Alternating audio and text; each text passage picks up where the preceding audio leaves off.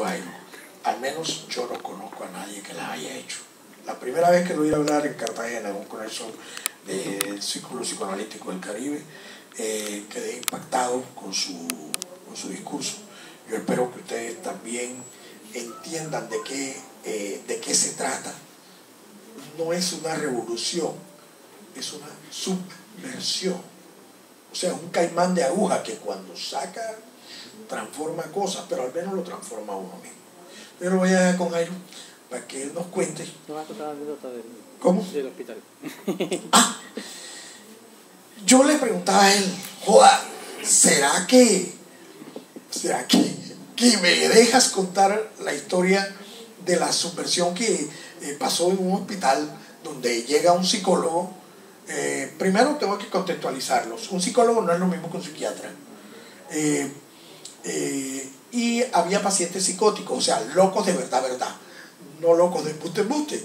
Y entonces el psicólogo empieza a hablar con los locos y empieza a encontrar desde el psicoanálisis que los locos tenían discurso y que ese discurso, si se le presta atención, puede tener una cierta lógica que hay que saberla interpretar para devolverle a él un silencio, una mirada o una palabra o un que es muy diciente.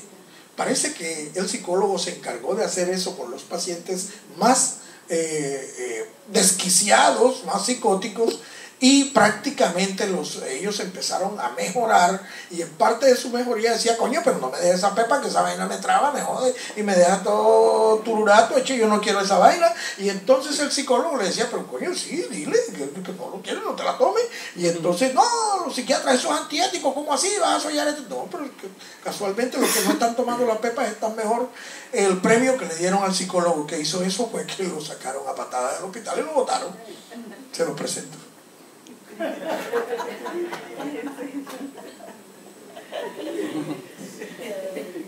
Un sindicato de locos. Eso fue hace 18 años, más o menos. Estaba recién graduado y me prohibieron la entrada al hospital metropolitano. Y esa fue la razón por que yo soy docente. No sabían qué hacer conmigo y me mandaron a dar clases. Y de ahí soy docente hace más o menos 18 años. Esa es la historia. Bueno, no es el único sitio que me han echado de varios. Pero bueno, muchas gracias. Para mí este espacio, no es que no quería estar acá, yo creo que quería estar mucho.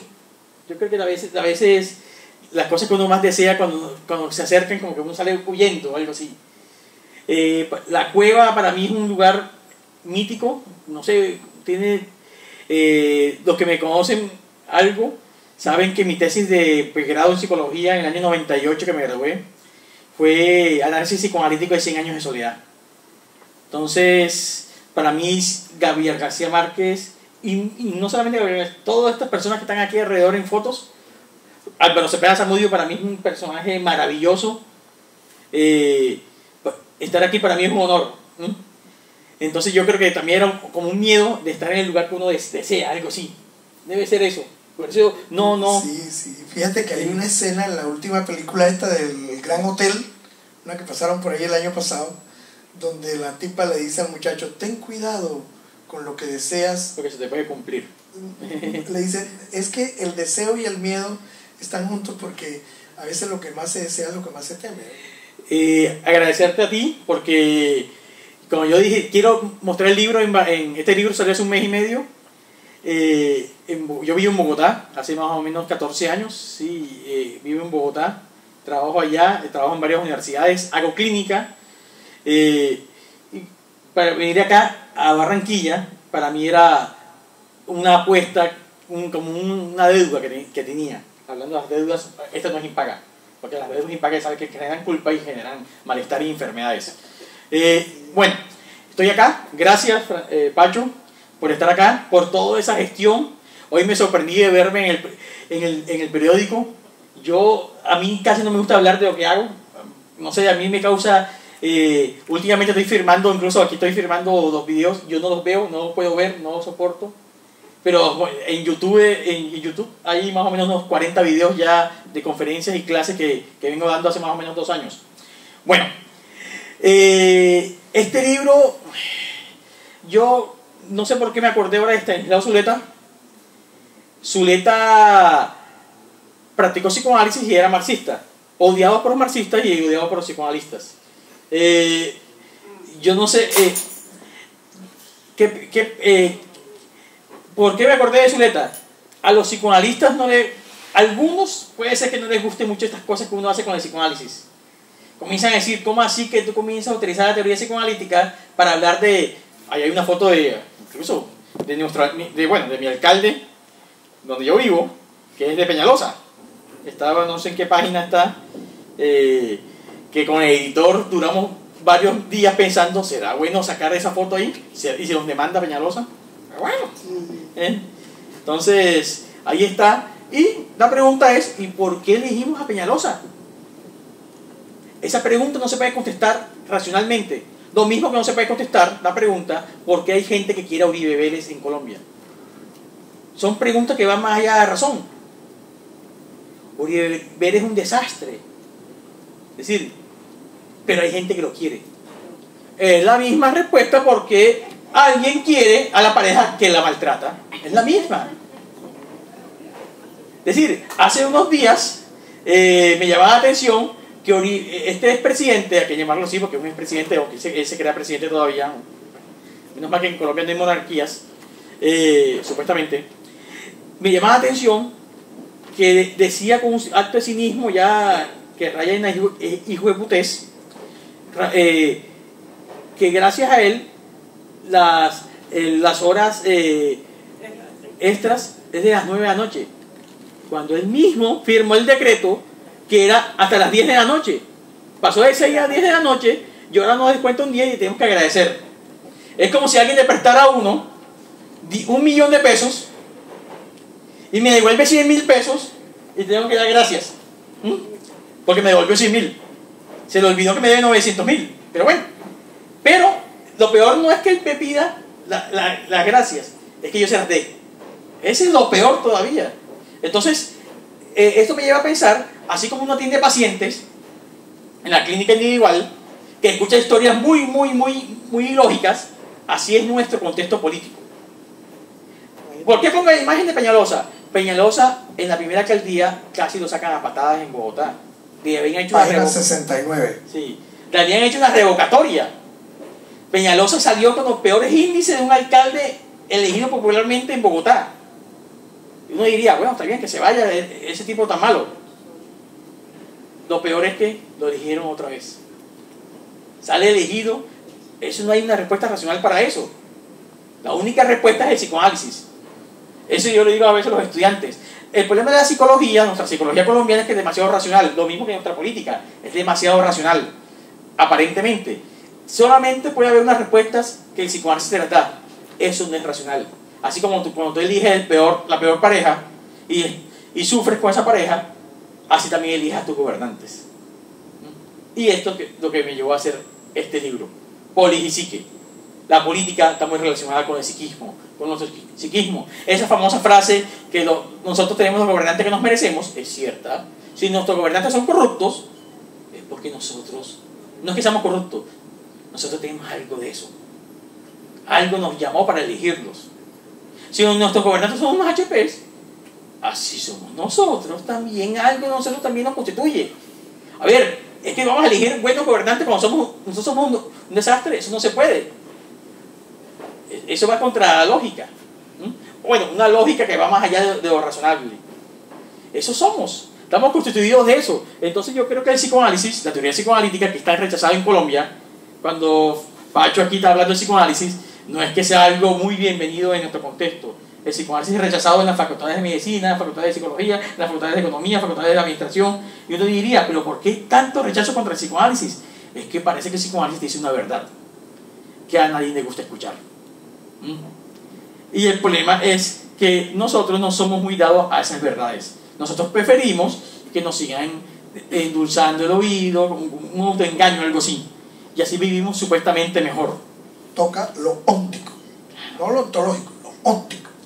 Claro, es lo político, es la diferencia entre lo político y la política. La política es, ahorita venía en el carro, me traía mi hermano, y yo le decía, me mostraba el boulevard de acá de la 41, y yo le dije así entre chiste y chanza, oye, el doctor Cemento está haciendo muchas obras en Barranquilla.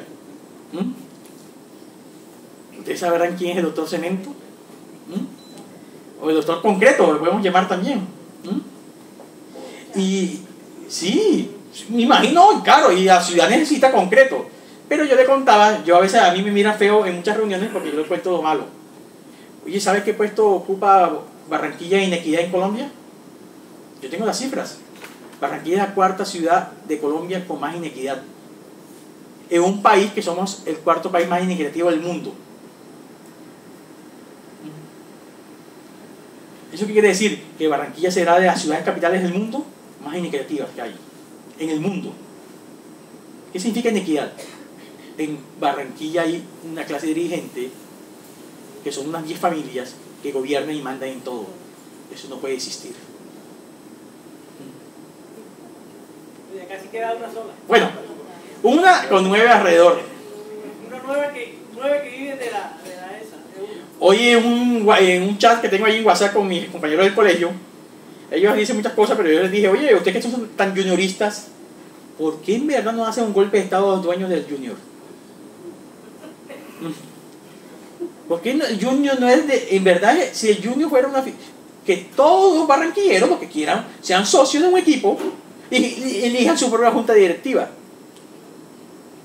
Y dejen de esperar que venga Dios, que aquí comienza con C, H-A-R, y les diga cómo tiene que ser un equipo.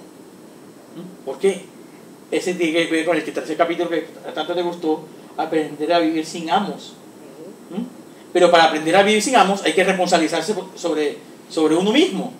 Que todo lo que tú dijiste es ese uno mismo que uno tiene que luchar primero. ¿Te pegas a quien que te digas? No, lo que pasa es que siempre va a haber alguien que se coloque en ese lugar, o que colocaron en ese lugar, algo así. El libro comienza, incluso no solamente hace Peñalosa, el caso de Keiko Fujimori en Perú es ejemplar. Keiko casi queda de presidente de Perú, lo que pasa es que Kuczynski al final le termina ganando en la segunda vuelta, pero Keiko Fujimori es la hija de Alberto Fujimori. Alberto Fujimori está preso por los mismos delitos de otro presidente que no voy a decir el nombre, de uno que anda por aquí en Colombia, pero aquí en Colombia es elegido senador y allá es preso. Pero bueno, esa es la diferencia que hay por los mismos delitos de lesa humanidad. Pero bueno, la pregunta es, ¿y por qué los peruanos? Yo cuando estuve en Perú hace como unos años, escuchaba al dueño del hotel donde nos quedamos, era fujimorista, y yo un día me senté a escuchar las razones por qué era fujimorista, y eran las mismas razones porque aquí son uribistas. Porque mano dura, no sé qué, es que no necesita orden, no sé qué cosa. Y aquí cuando hablamos de realidad irreal, ¿por qué se necesita mano dura? ¿Para qué? Para establecer el orden. ¿Cuál orden? ¿El único orden es ese? Yo también puedo establecer mi orden. ¿O es que hay solamente un orden? Que ese es el gran problema de las discusiones de algunos religiosos. El único orden es el orden supuesto natural de un hombre y una mujer. ¿No hay otro orden? Ojo, yo sé que toda sociedad está construida con un orden. Eso Foucault nos enseñaba que hay un orden en el discurso que crea toda la sociedad. Pero ese es el único orden. Y después de decir la palabra natural, ojo con las palabras que usamos. ¿Cómo sabes que eso es natural? Natural, porque yo digo, las palabras ni siquiera son naturales. Hombre y mujer son construcciones, las palabras son construidas socialmente, en un discurso. Así que no hay nada natural en esta vida. Eso no existe. Pero como queremos hacerlo existir como sea, entonces el orden natural de las cosas es que un gobernante de una familia rica barranquillera gobierne la ciudad, porque es el único que puede gobernar la ciudad bien. ¿Por qué? ¿No hay otro? Los demás somos unas partidas de idiotas que no podemos gobernar esta ciudad. Claro, la guerrilla puede gobernar el país también. No, tampoco. Son buena gente. No. ¿Sabe? La guerrilla primero no va a gobernar el país. Sí, no va a gobernar. ¿Sabe quién gobierna el país? 10 familias en Colombia. 10. Las que han gobernado el país durante 200 años. La guerrilla tiene el poder. No es el poder, tiene la guerrilla, son unos peleles. En serio. Los guerrilleros son unos peleles Y simplemente, a ver, lo que no te han dicho los medios de comunicación es que en Colombia solamente hay 10 familias que gobiernan esto. Lo han gobernado. Y han gobernado durante 200 años. Eso viene también de Cuba y de Venezuela. No, ¿cuál Cuba y Venezuela? ¿Por qué meten aquí? Esos son los imaginarios que a mí me gusta analizar en los libros. ¿De dónde sacaron esos discursos? ¿Cuál Cuba y Venezuela? Ellos no se pueden ni gobernar ellos mismos, que van a gobernar a Colombia. Tienen muchos problemas allá para estar gobernando aquí en Colombia. Es decir, aquí hay 10 familias. ¿Sabes cuáles son? Tú las debes de conocer. Comencemos. El presidente actual no es ningún guerrillero, no sé dónde sacaron eso. La locura más grande que uno escucha en este discurso es que digan que Santos es comunista. Y yo no sé dónde sacan eso. Ese es un delirio. Ya eso raya en el delirio. Santos es el tercer miembro de su familia que es presidente de Colombia. Si eso no es una oligarquía, entonces ¿qué es? El amiguito de él, que ahora se quiere lanzar de presidente, que aquí la familia esta que manda en Barranquilla son los que lo apoyan, y llevan 3, y llevan 2, este sería el tercero también, presidente de Colombia. La pregunta es, más allá de esa discusión política que podemos hacerle ahora tomando el cóctel, es ¿por qué? ¿Por qué pasan esas cosas en este país? Bueno, y en otros países, pero vamos a hablar del nuestro. ¿Por qué terminamos eligiendo siempre los mismos? Es que no hay más. No hay es un factor económico. ¿Y por qué se construyó esa economía? ¿Por qué la pudieron montar? ¿Porque sí? Porque nosotros en cierta manera permitimos eso. De cierta manera permitimos que eso se constituyera. Y ahora viene el libro. Lo que yo trato de explicar en el libro es cómo se constituyó eso psíquicamente. Polis y psique. ¿Cómo? Lo psíquico o psique, a mí me gusta mucho tu palabra en griego, el suje, constituye eso político. La política no es algo externo, algo que tiene que ver con nosotros mismos. Cuando se eligió ese presidente en el 2002, simplemente lo que se quería era un padre que nos protegiera de esa guerrilla malvada, no sé qué, que sí era cierto, la guerrilla había cometido muchas cosas, pero no era el único problema en Colombia. Es más, ni siquiera el principal problema en Colombia, porque en Colombia hay unos problemas complicadísimos de hace varias décadas, que es inequidad y pobreza. Y corrupción, bueno, eso es otra cosa que viene allí. Dice, el cuarto país más inequitativo del mundo, de eso nos constituyen casi campeones mundiales. Que haya unos ricos muy ricos y la mayoría de la población muy pobre. Eso es vergonzoso desde cualquier punto de vista. Y eso porque se sigue constituyendo, porque se sigue pasando. Eso es lo que yo trato de pensar en este libro. Pensar en este libro esas cosas, pero también pensar cómo sería posible pensarlo, teóricamente. Igual llevar esto a la práctica. A mí me gusta pensar en imposibles. Mucha gente me dice, ¿tú por qué piensas eso? Porque me gusta pensar en imposibles. ¿Qué tal si teóricamente comenzamos a echar carreta y así poco a poco, así me lleve toda la vida, me lleve pensar otra realidad? Así como se construyó esta realidad, se puede construir otra. En la anécdota de ahorita sobre por qué que contó ahora Pacho, yo solamente cuando llegué a ese hospital, ¿qué pensé? Yo pensé cuando yo llegué a ese hospital, yo pensé, oye, ¿por qué unos psiquiatras son los que deciden por los pacientes? ¿Son los únicos que pueden decidir? ¿Quién tendría que decidir sobre su propio tratamiento? ¿El paciente? Eso es una pregunta obvia que yo me hacía. Entonces yo me senté con estos pacientes que eran psicóticos, o catalogados como psicóticos la mayoría, y los puse a escuchar. En esa escucha, ellos plantearon, ¿por qué nosotros no podemos decidir? Vayan y díganse a los psiquiatras, porque ustedes no pueden decidir por sus tratamientos. Los psiquiatras no les gustó para nada eso, y ellos me dijeron que yo estaba armando un sindicato, y lo cual era cierto, sí.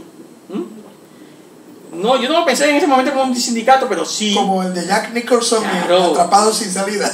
A ver, ¿por qué? La pregunta sería, ¿por qué alguien no puede decidir sobre su propio tratamiento, incluso hasta morirse? ¿Por qué no? No, lo tiene que decir el médico. ¿Y quién es el médico? Dios. Yo le acabo de decir a cierta paciente que me presentaste hoy, le dije, yo no creo que uno lo mate en las enfermedades. A mí no, yo no creo en eso, porque soy médico hace 35 años, bueno, 40 años viendo enfermos. Yo no creo que uno lo mate en las enfermedades. Yo creo que la enfermedad no mata a nadie, que no hay las tales enfermedades mortales. Es más, si pudiera explicarlo, no es el momento, estoy con esa frase lapidaria de Freud que dice a uno más bien como que lo mata el super yo. La culpa, sería esa la traducción. La culpa, yo creo que parte también que dejamos que otros nos gobiernen es porque no podemos asumir por nosotros mismos, porque hay una imposibilidad inconsciente de culpa que no nos deja poder. En eso sí Foucault. Como un infantilismo. Claro, Foucault sí es claro, si no te puedes gobernar a ti mismo, no puedes gobernar a los otros. Y Foucault lo veía desde Sócrates, que lo decía. Por eso Sócrates cuestionaba a los gobernantes. Si no te puedes gobernar a ti mismo, no puedes gobernar a los otros. El problema es que nosotros elegimos gobernantes que no pueden gobernarse a sí mismos y no quieren gobernar a nosotros y es un desastre completo. Pero bueno, entonces, ese para mí era transformar una realidad. Yo ando con una idea loca, después de este libro, bueno, viene otro año sale uno de clínica, precisamente tratando de unir la clínica y lo político, pero ando también con una idea loca, tú eres médico, pero bueno, yo sé que tú eres médico de profesión, pero tú no ejerces esa medicina tradicional hace mucho tiempo. Yo tengo una idea que incluso tengo un papelito ahí que tomé ahora en Montevideo, el mes pasado que estuve en Montevideo, de alguien que tiene un papel en un parque en Montevideo. Era una propuesta de salud mental y yo ando con una idea loca, desde lo político, pensando lo psíquico, ¿y por qué no le quitamos el poder a los médicos en la salud mental? Vamos a ver. Esa es mi idea. Vamos a quitarle el poder a los médicos. ¿Por qué? Primero porque los médicos no saben de salud mental. Eso no se lo enseña. Tú que pasaste por la facultad de medicina, eso es poco o nada se hace. O sea, hay una materia que se llama psicología médica, una materia que se llama psicopatología y luego la clínica psiquiátrica que está basada en la psicofarmacología y es una materia prescripcionista, es decir, se hacen unos balances de los síntomas y estableciendo una forma muy precisa qué síntoma corresponde a qué remedio y casa en el sistema, y si no funciona con eso se le cambia a otro, ¿no? Pero eso es poco o nada tiene que ver con técnicamente no tiene nada que ver con el ser, sino más que todo no tiene nada que ver con el software, la información que trae el cerebro, sino con el hardware, con lo que está desestructurado. Porque esa medicina está enfocada al cuerpo orgánico. Así que los médicos... Al organismo, sí. No al cuerpo. Sí, al organismo. Así. Es decir, que los médicos poco o nada saben de salud mental. Entonces quitemos el poder a ellos. Es bueno, vamos a ver. El médico psiquiatra en general y el neurólogo es un sabio del organismo, pero del cuerpo sabe muy poco. Pero bueno, eso es transformar la realidad. Así como se construyó ese poder médico, también se puede construir otro poder. Esto también me enseña lo político y la política. ¿Que eso se puede hacer ya? No, ni mañana ni un mes, de pronto hasta me muera y nunca pueda lograrlo. Pero hay que comenzarlo a cuestionar. Y este libro es parte de eso. Cuando tú me haces la pregunta, ¿qué hace alguien que viene del psicoanálisis hablando de política? Porque yo creo que ya lo vengo explicando, lo estoy explicando.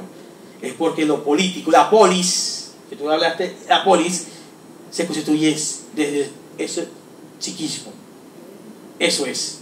Eso que trata de explicar este libro. Trata de mostrar, bueno, desde el primer capítulo, que tú dijiste, es una crítica no solamente a la psicología o a las ciencias sociales, sino al mismo psicoanálisis. ¿Por qué seguimos?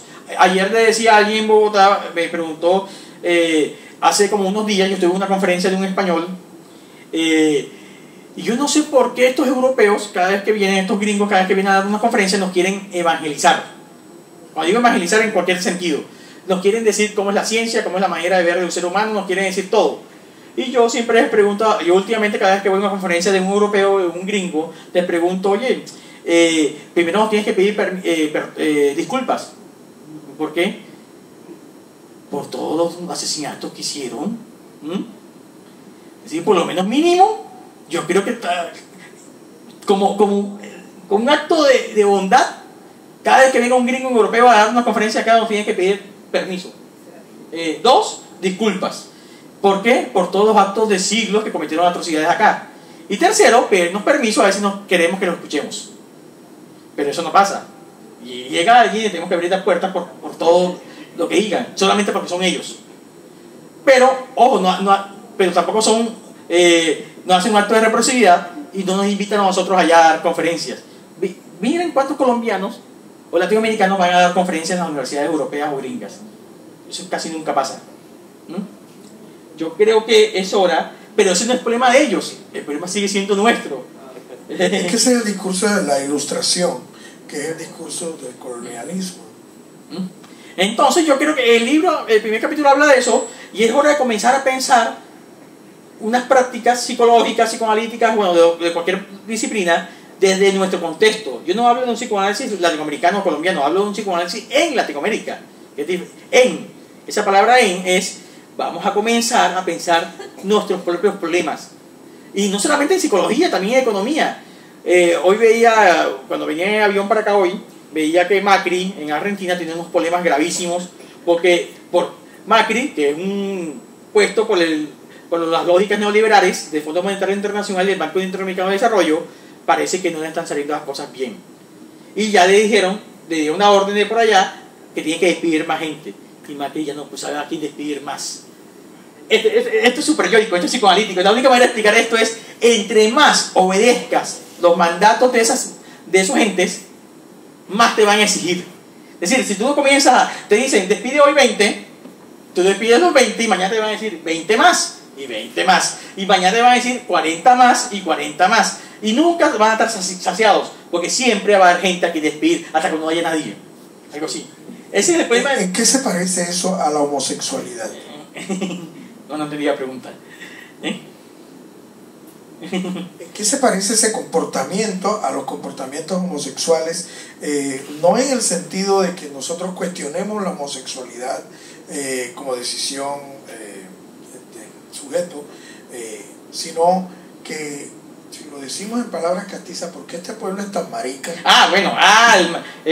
No la homosexualidad, más bien la palabra era porque somos tan maricas, así. Más bien, yo creo que es la palabra. Claro, uno ya sabe en el lenguaje coloquial, ser marica es ser un huevón que da, que creo que ese sí es el sentido que se usa en este contexto, da, y entre más más tiene que dar mañana.